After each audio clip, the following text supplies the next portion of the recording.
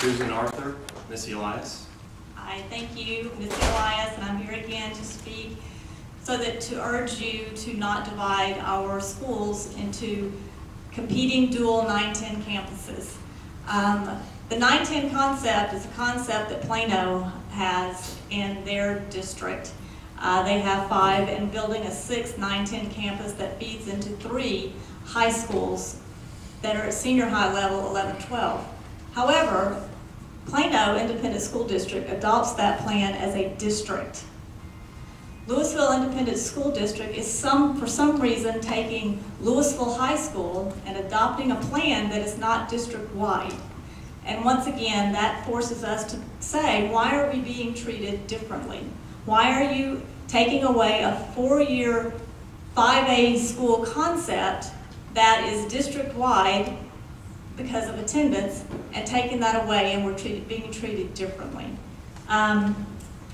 We submitted some questions on February 13th, and we look forward to your response to those questions. I think it will help answer a lot of questions that we have in the community as to why this is being done. Thank you.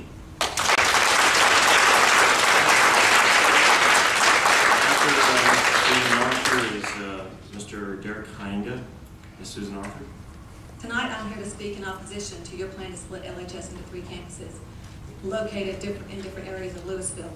Prior to making the decision to split LHS, LISD received input from the LHS building leadership team that strongly opposed this 3-campus approach, but LISD chose to disregard their opinions.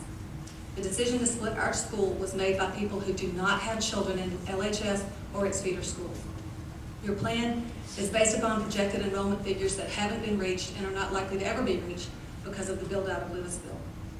Further, using your own capacity and enrollment figures that I got in an open records request, we can look at the statistics, analyze those, and it looks like there's room for hundreds more kids at LHS and LHS North. And enrollment is down from last year. Most shockingly, you're using the LHS 9th grade campus as a model for 3 other LISD high schools at the same time you're taking it away from our children. This despite all of the awards and success that the campus has achieved. I ask, why are you treating our children differently from the students attending the other LISD schools?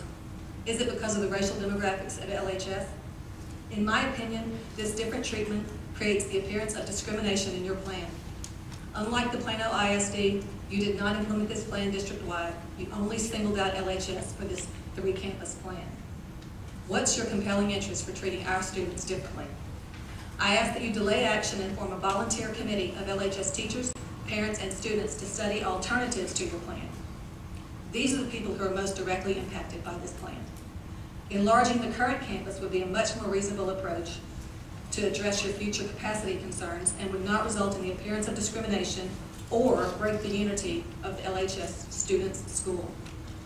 The current LHS main campus building could be expanded into the area of the old softball complex because the softball team is now practicing at the LHS North campus, so that land is not being used for softball anymore. You could also immediately implement a plan that's currently being developed to put a new hallway on the west side of the building. And this would grant easy access to the front of the building, the west wing, and alleviate the hallway congestion.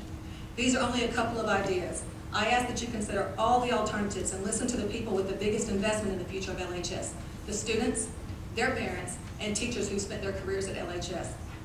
Our children deserve to have the same high school experience as all the other students in this district, and it's not too late to change your plan.